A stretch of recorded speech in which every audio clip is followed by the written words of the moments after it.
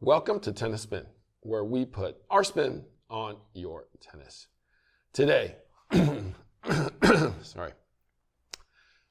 Did you know the average shelf life of the current tennis racket is about 2 years? Sometimes 3? Why is that, though? Stay tuned.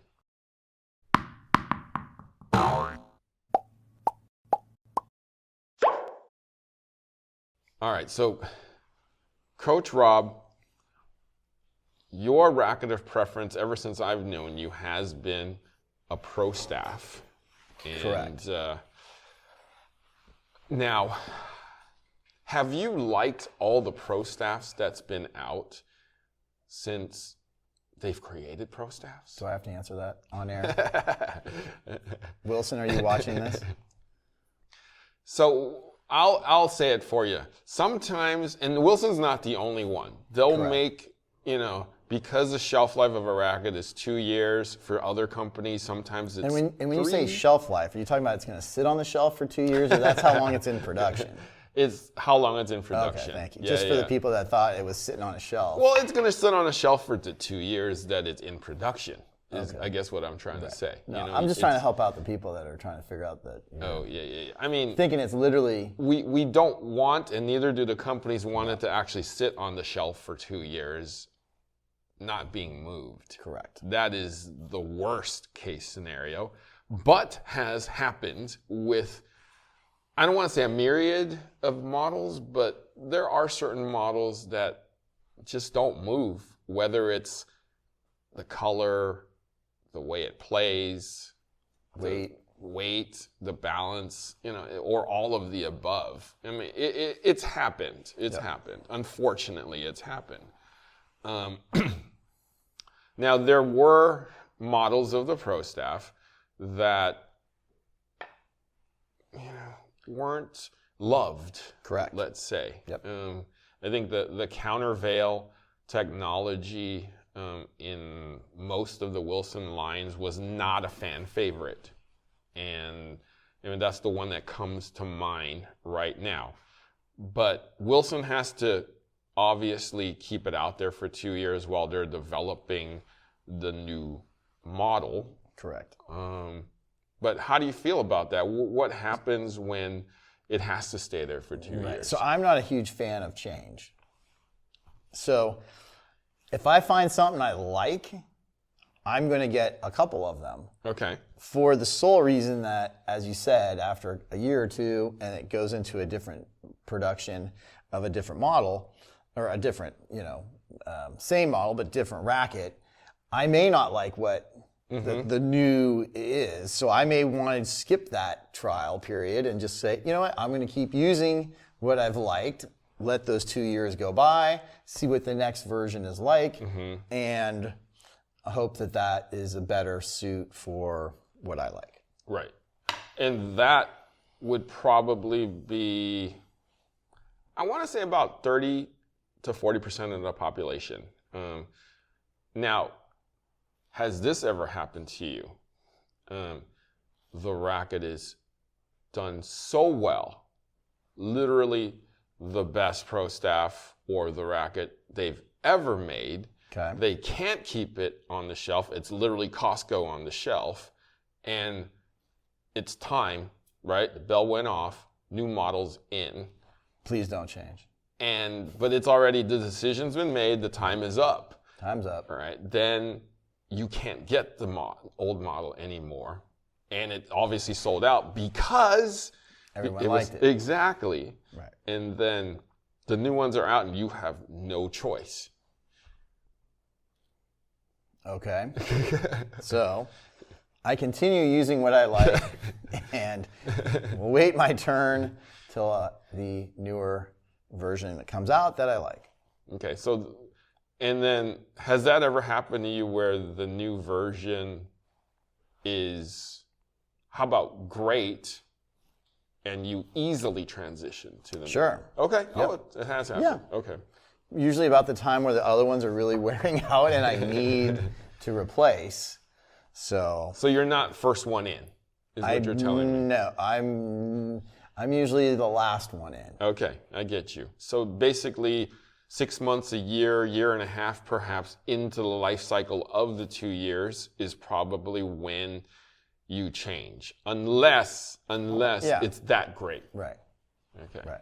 So you find something you like, get a couple of them, because you know at some point it's going to change. If you find like a pair, and we could be talking about shoes. You know, if you find a pair that you love and it fits your foot great, go buy a couple more. And don't wait to go wear it out and then try to find a new one. You may be out of luck. So yeah. No, everybody who always asks for those Nike 9.5s, you know what I'm talking about? That Nike keeps teasing you on and bringing back and pulling it out, bringing back and pulling it out, right? When you see them, if that's the shoe you have to have, get a few pairs. Because I don't know how much longer they're going to, dangle the thing in front of you for you to keep grabbing it and then literally just stop one day. Rackets are a little different though. When they stop making them, they stop making them. The only time they will bring it back is if it's kind of the weekend warrior racket, like a Burn, and they continue with that, or like a Hyper Hammer 6.3, in which they will keep pre-strung in like a big box store. Like Pro Staffs, Blades will probably never come back in like this form or in the old forms, in the old colors, because it's kind unless of... they're doing like an anniversary model or something where... That's like, true. Like that last time they did the Pro Staff, they put the 3 colors, to try to... Bring back some nostalgia. Yes, exactly. And even on the newer ones, if you don't love it, there's so many ways of customizing it. Hey, I want a little bit heavier. I want the weight differently than it's set up. You can customize and tweak it as you have done over the years on rackets. But the one thing that you can't customize is the feel, though. We can do weight and balance, but there's certain things within the racket. I mean, paint will alter things. Little compounds that mixes with the graphite, or the way they lay up the graphite alters things. When they mess with the freaking grip, there's new butt cap on this. I mean, little things like that can alter the feel. Right. So that's the thing is, if you like a certain feel, it's tough to go from generation to generation expecting that, though. I feel like that's the thing it's hard to keep constant. I mean, we got watermelon here, right? Yes. So we did a vid on this. This one felt pretty good. Yeah. And I'm not usually a huge fan of this shape, but I remember hitting, I think it was with Jared, and I was hitting it pretty well with it. And I was like, wow, this is the first one. I was like, whoa, I like this one. Had good plow, had Wilson, good feel. I didn't say that. But yeah, it felt good. Yeah. And then so they radically changed the color and the name of the original, what was V-Core Pro. And then this doesn't, from the naked eye, it looks like they didn't really change a lot. This is the new speed. This is the MPL model. But if you look at the old and the new, it's like they didn't really change a whole lot with it in terms of the aesthetics. I mean, in the previous version, the black was gloss. This is kind of a matte kind of finish now. But like in terms of looking at it, it looks almost the same. So sometimes they'll do this. Sometimes they'll do this, which is a radical change. Sometimes they should have kept it black. And speaking of black, sometimes they only change the color. Supposedly this new E-Zone that was kind of bluish is now blackish sea. And supposedly they didn't change anything, which means they deemed this racket as probably really good. Successful Yeah. would be their version of good, right? With selling, players are liking it, players on tour are using it. Right. it's having, good success. Number one seller of all Yonex is E-Zone 100, which is this one. And number two is the 98. So I feel like they may have learned their lesson after going away from the DR and coming out with something that was not so good. And I think they want to keep it consistent and sometimes giving it a new color. Maybe until they can get the new technology in order and make it better. Because very rarely, but sometimes it does happen that the companies will just say, hey, we have a great racket. We don't need to change anything. So, Yep. practice anytime, day or night, 24/7, 365 with FastTrack Tennis. Get your FastTrack Tennis today and get 10% off with Tennis Spin. Link is below. And get your tennis on the FastTrack.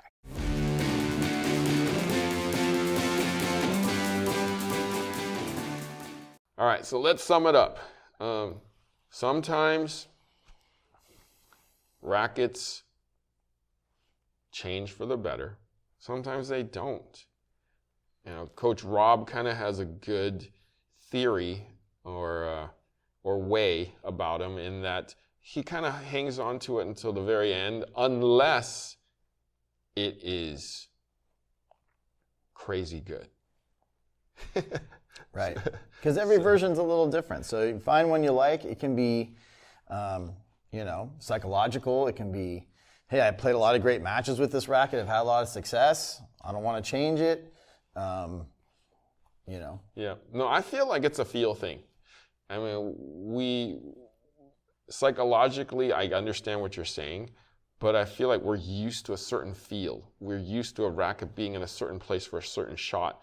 When you get into a new racket, little differences can alter how it feels in your hand, how the ball comes off the string, even color. And color makes a difference. I've had people say, I can't use the racket in the color. I mean, I've told you guys that many times.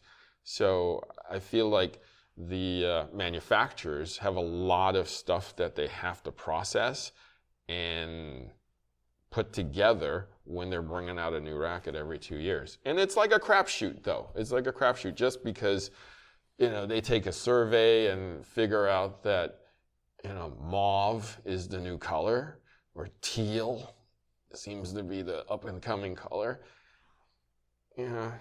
Is everybody going to love that? What do you think of teal? Go Sharks. Thank you, Coach Rob, for your insight. Sure.